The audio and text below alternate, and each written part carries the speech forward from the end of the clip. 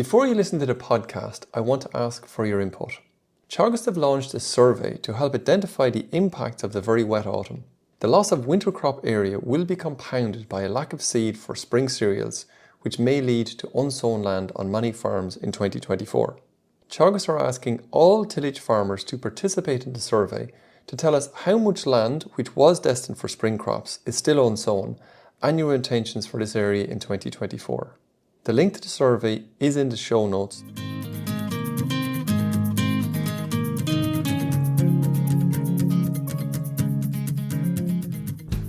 The rule of thumb really is a little and often. Traditionally, the lowest prices that we generally get are at harvest time when markets all across the world are probably at their fullest. So we actually probably sell at the wrong time of the year.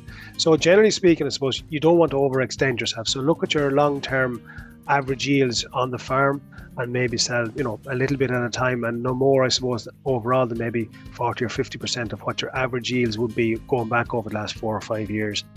Having an optimistic view is one of the cornerstones for all farmers.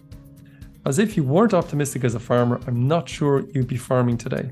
Undoubtedly, there will be many challenges in 2024, but there are also areas where farmers can be positive about. You are listening to the latest episode of the Tillage Edge with me, Michael Hennessy, and I would really appreciate it if you could listen, follow, and give us a review on Apple or Spotify or wherever you get your podcast from. And before we go any further, I really want to wish you and your family a very happy and safe new year for 2024. Farmers are playing catch up in terms of planted area on most farms. This may present some difficulties in the early part of the season, but if the weather cooperates, then hopefully farmers can establish the desired crops. To discuss what 2024 holds, I'm delighted to be joined again by Ciaran Collins and Shay Phelan, who are tillage specialists in Teagasc.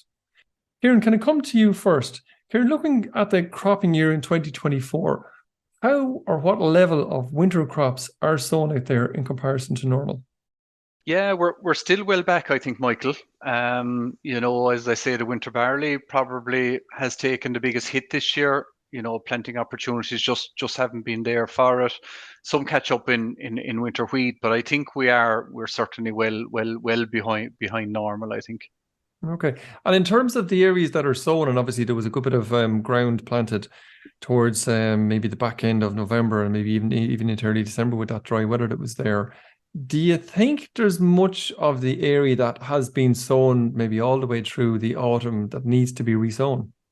Yeah, it's a difficult to quantify, but I know I was, say, at a few, meetings there that a lot of farmers were at there before Christmas and that, and certainly talking to growers. I think every grower that's at an autumn cereal this year has some to resow, or certainly some that's not up to scratch.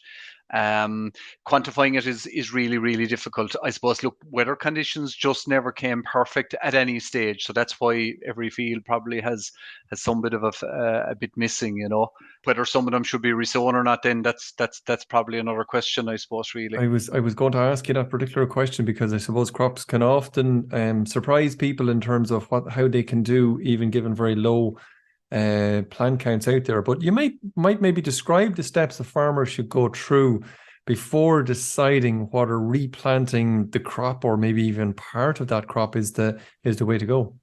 Yeah, the first thing I always say is replanting is the very, very last option, because if you think about it, you've spent, say, maybe 50 odd euros an acre on seed. You might have spent 100 euros in terms of machinery costs to put it there. So that 150 euro, if you take that crop out, that's a cost that's in the system, and it's a cost that the succeeding crop has to wear. So if you add 150 euros an acre onto a crop, the costs of growing a crop of spring barley, it's going to be very, very hard to come out the right side of that. So that's why I'm kind of saying, you do every other job on the farm that needs to be done in terms of planting, other crops and managing them and all of that. And then I think you kind of need to leave it as late as possible almost to make the decision. Because like you said, sometimes, crops where you see maybe a low plant count and you go back in, the first bit of growth comes in the spring and all of a sudden you say, hold on, I've got something that I can manage here. But I think the crucial thing really is to, leave it as long as you can. And then you have to take measurements. Like you have to, get out, count your plants per square meter. We can get down to very low plant counts in wheat, and still come up with a reasonable yield. And I suppose the other point, suppose just on those resown crops, if it comes to that, or maybe managing crops that are not resown but are probably suboptimal, is like we need to be very careful on the spend on those, because sometimes the temptation is to put on more nitrogen rather than less, and there's different things or different ways that we need to manage those crops. But I think managing them with regards to yield potential is probably the crucial part of that as well. I think, Ciaran, I wonder, would it be reasonable to suggest also that on some of those crops that look a bit tricky or look a bit dodgy come late February, early March, that and a farmer has been probably looking at those for the past 3 or 4 months and almost had their mind made up that maybe getting in a second opinion in terms of what's actually there mightn't be a bad idea before really deciding to destroy that crop? I think so. Yeah. And like I said, get someone else in to have a look if you like, but just take a few measurements. Look, if it's a bare field, it's a bare field, and that's obviously they're the easy ones. But the tricky ones are, and which is more likely, is you're going to get where there was wet spots in the field, or there's a quarter of an acre missing here or there, that sort of one. And I suppose do the maths on it really. Like, I mean, none of us like to see patchy crops. We all love to see big full crops, but at the end of the day, look, this has to be about making money, and that's the bottom line. So look, if you leave a crop there and it might do 2.5, maybe, or 3 ton of wheat, like that's far better than taking it out and getting a crop of 2.5 or 3 ton crop of spring barley, maybe. Sure. So, Shay, there's certainly, listening to Ciaran, there is going to be increased area for spring crops this year. Is there enough seed there to cover this area? Well, that's a $6 million question, Michael. I mean, the indications before Christmas were that certainly spring barley seed, which is generally the default for crop for people to grow when winter plantings are lower, that certainly that seed won't be available in Ireland. So it looks like the seed houses are going to have to try and source that somewhere else in Europe. And many of the countries across Europe, I think particularly the UK and the northern countries like Holland, Belgium, Denmark, they've had similar weather patterns to us. So trying to get seed over there is going to be a challenge. But nonetheless, I mean, they haven't failed us before, and I presume they will get access to seed, be it'll come probably with an increased cost. And Shay, just in terms of that, I suppose, rotation, if farmers haven't managed to get in the crops they wanted to get in, that has a potential to affect their rotation. What are maybe the 2 or 3 things that farmers should consider before committing to a particular crop? Yeah, it's right, Michael. I mean, there are going to be issues, or potentially issues there. I mean, so really they have to look at, probably the first one that'll probably come up is the commitment on the 2 and 3 crop rule, whether their planting will facilitate that. So that sometimes that can be an issue, and while there's no mention of a derogation yet, there's no guarantee one will be applied for or got. So that's probably for first in people's thoughts at the moment. But other things like rotation in terms of and markets that you may potentially have or don't have might be something that people, if they're going to swap out of something like spring barley into other markets, whether it be some of the lower area crops like fodder beet or maize, do you have a market for that? And diseases are and the other ones then in terms of disease and weed control. Are there opportunities to control problem weeds, particularly in some of these other crops?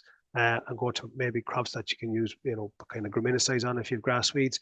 So there's a whole variety of things that people need to be thinking about before they commit to a crop. So, Ciaran, just in terms of the winter crops, and hopefully, in another month or so, we'll be getting to taking some of those management decisions in terms of towards the middle or the end of February. What sort of factors should farmers maybe could be considering even now, thinking about some of those crops that have come through? Maybe some of them are a little bit thinner than they would have liked, or maybe some of them are normal, I don't know, or maybe certainly some of them, I think, maybe even just are looking a bit maybe nitrogen hungry already. But what's the things we should be thinking about? I think firstly that you mentioned nitrogen is probably going to be a key factor, whether it's a good full normal crop or whether it's maybe somewhat backward, which I suspect a lot of them will be. We've had a huge amount of rain since last July, so you'd expect soil residual nitrogen levels to be quite low. So maybe going that a little bit earlier with nitrogen is probably will be useful. I'm always very cautious on that one because just because you go early with nitrogen certainly doesn't mean that you use more nitrogen overall. I think it's just kind of moving, the thing forward a little bit. I think that's something we need to be really careful of. And also in terms of when you go slightly earlier with nitrogen, it certainly doesn't have to be a big amount, because just remember that the crop demand is very, very low in the early part of the spring when growth starts. So I think it's maybe bring that nitrogen a little bit forward, small bit. It could be maybe as low as 20 or 30 kilos to get a crop going. But I think we really need to be really careful on nitrogen, that 20 or 30 kilos isn't on top of what we normally apply. And secondly, that nitrogen application rate needs to match yield potential. So you're just keeping an eye on your overall total. And if that crop is a little bit thinner or backward, it's not, going to give you that normal yield that you get. You actually need to be using less overall, but maybe front loading, I suppose. That's the nitrogen one. The other one that just sort of strikes me a little bit as well is in relation to weeds. If you have thinner crops, you have more spaces for weeds. A lot of autumn herbicides were missed because people simply couldn't travel. So I think getting in early, getting those weeds under control at the first opportunity, I think that's vital, because there will be more spaces for weeds. We want the crops to tiller out and grow and fill those spaces and not have weeds. So I think I'd be taking early opportunities to get weed control done if that happens. Okay, and of course we have the winter crop walks as normal in about the second week in February. So I suppose our listeners can put that into their diary as well. Shay, just coming back to, and Ciaran talked a good bit about fertilizers there, and certainly they have reduced substantially in costs, this year in comparison to this time last year in 2023. How do you think that is going to affect farmers in terms of what they're going to do? And I suppose I was probably thinking a little bit about P's and K's. Maybe people mightn't have been overly flahoolic on them over the last year or maybe two. Yeah, you're right, Michael. I'd say, not say, there are people who certainly would have cut back on P and K applications over the last 2 years, really, not just 2023, the last 2 years, because they have been, very expensive over the last 2 years. So there are farmers certainly who would have cut back on P and K in the last couple of years. But that said, I mean, there are, and they'll probably put out more this year to try and balance up what they've taken out from the last 2 years. But don't forget, last year yields were probably lower than what you would like, so they probably didn't take out as much as you would have expected. And on top of that, don't forget, we would have had a lot of land where the straw was chopped in 2023. So that would be putting some P and K back into the soil. So from that point of view, people really should have, if they haven't got it done already, they should be doing an NMP plan to try and figure out what they actually need to put back into crops this year. If I also think, Michael, of nitrogen in terms of break crops, or in terms of nitrogen that people can apply this year. I mean, we had over 35,000 hectares of break crops between just oilseed rape and beans and peas alone. So they're index 2 now for nitrogen. So that means you apply less nitrogen on those crops. So there's a significant opportunity here for people to cut back on their fertilizer costs this year and make savings that probably they couldn't make last year because of the cost of nitrogen last year. And I suppose the other thing they should be looking at now is recording and recording data on their crops as well. And that will give them more information going forward, whether it be an NMP plan or do it on Gatekeeper, to try and make sure that they have good records, not only for 2024, but for subsequent years as well. And that will help them to better plan their fertilizer strategies into the future. Shay, you mentioned Gatekeeper there. Just expand on that just a little bit there in terms of the Teagasc offer that's out there at the moment. Yeah, so at the moment, Michael, if people want to facilitate of that offer out there, there's a subsidized rate for people to use that package, that farm package, where you can record all your data on your farm, whether it be nutrients, whether it be pesticides. And I suppose just to give people a nod that this is coming down the line of this is going to have to be done in 2026, where you have to keep online records of everything you do on the farm in terms of pesticides and fertilizers. So this is something that they're going to have to do in the future. So there is an offer out there at the moment where they can get a reduced rate or reduced cost of that Gatekeeper platform to record their farm records. Okay, I think we validated it fairly well, so it does give a huge amount back to farmers who are willing to put to put all their bits and pieces into Absolutely. it. And I suppose the one thing that I like about it, Michael, is it gives you records. And when you have information like that, it helps you make decisions going forward. I don't like using these tools to see how good or bad I was 2 or 3 years ago. I like to use those to try and plan what I'm going to do from next year onwards, you know. Okay. And talking about records, I suppose it's a part of life, and it's a part of what farmers need to do in terms of making sure that compliance element of it is right for the government and single farm payment or BIS that's out there. Ciaran, maybe you might remind people about some of the main compliance issues that maybe they can start to plan for now that it's early January, for the year ahead. Yeah. Where do you Unfortunately, start, Michael, Shay? we could probably do a full podcast on this, and we probably still wouldn't have time. But look, I suppose it's a part of life now, and conditionality that goes with our BIS payments. So look, I suppose the crucial ones for the start of the year is just make sure you have enough soil tests. You can't apply P without a valid soil test. So I think that's the first one there, max 5 hectares per soil sample, and then feeding into what Shay said. There's a fertilizer database there now. So, all your purchases are recorded.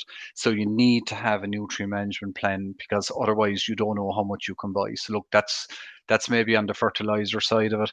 As we get into planting, look, just a few small ones there. Just be aware of the buffer zones. It's 3 meters where you have water, basically. You define it based on the different maps and things. But look, if you've got water, you need to keep out 3 meters, and that 3 meters extends to 6 meters. If you've got late harvested crops, so like the likes of maize and potatoes, beet, they'd be the big ones there. And that 6 meter only applies to where the water can flow off the field into the water course. So I suppose, look, that's the buffer side of it. I suppose the other key one then is in relation to just herbicide application. Just to remember that those uncultivated stubble, for the seed eating birds, that 20-25% of your area, that's the 1st of February, just a little one there. And then maybe I suppose in relation to getting your BIS payments, just remember the eco scheme measures. I suppose most people remember which 2 measures they took from last year, whether that's Space for Nature, which you might just get automatically. Maybe a lot of tillage farmers would have GPS controlled fertilizer or sprayers. That would be ones.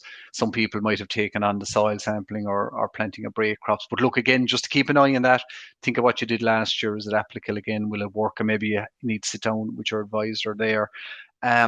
One that just worries me a little bit is this whole crop rotation. So 23 was year 1. So basically every parcel, every field needs to have 2 crops in 4 years. So 23 was year 1. So by 26, you need to be on your 2nd crop there. And that could have got a bit screwed up with lack of planting opportunities in the last 2 autumns. So just keep that and just look ahead. You don't want to end up in 26 with, kind of fire brigade measures, swapping crops around. And Shay mentioned the 3-crop rule, or the 2-3-crop rule there earlier on, just to keep an eye on that one. So look, Michael, look, there are a few I could go on, but look, I think they're the main ones just for the moment. And yeah. Yeah, it's an area that you definitely could go on. It was 3 or 4 in my mind, I suppose, about that probably people could be thinking about as well. But we will come back to this space again during the year and make sure we're in plenty of time so that people can be thinking about those areas. But thinking forward, Shay, just in terms of mitigation of a little bit of risk that's out there, and maybe with the weather, as we always talk about in this podcast, it is maybe getting trickier now than it was maybe in the past. I don't know, but in terms of forward selling grain, a lot of people probably have fallen out of practice of doing it, or do you think that's still an option out there? Definitely is an option, Michael, and I think it's a very live option that people should think about. I mean, 2023 probably wasn't a year where, outside of malting barley, people would have countenanced selling forward any of their grain, and maybe in hindsight, with the way the yields turned out, probably wasn't a year to forward sell. But that said, I mean, in 2022, if you looked at people who forward sold in 2022, some people made very good money in 2022 based on forward selling. So I think it's something that everybody should look at. I know Boort Malt are putting out have put out prices there before Christmas, and I think it's been reasonably well taken up in terms of malting barley. But I think it's something that there's an option to sell every day of the year. It doesn't have to be after harvest. So I think if people want to forward sell or not, it's no harm to make a phone call to figure out what price is available today or tomorrow. At least then you know. You don't have to sell, but at least you know what it's going to be. So I think even making that initial step of just asking what the price of grain is today gives you information about whether you should forward sell or not. Whether you take that option afterwards, it is entirely up to yourself then after that. Any golden rules in that, Shay, in terms of the amount of tonnage you should forward sell or how often you should forward sell? Yeah, I suppose the rule of thumb really is a little and often. I mean, if you think of it, traditionally, the lowest prices that we generally get are at harvest time when markets all across the world are probably at their fullest. So we actually probably sell at the wrong time of the year. So generally speaking, I suppose you don't want to overextend yourself. So look at your long-term average yields on the farm and maybe sell, a little bit at a time and no more, I suppose, overall than maybe 40 or 50% of what your average yields would be going back over the last 4 or 5 years. And that really, it reduces the risk a little bit. Now, there's always risk. And I suppose the one thing people always worry about is if the price rises after I sell.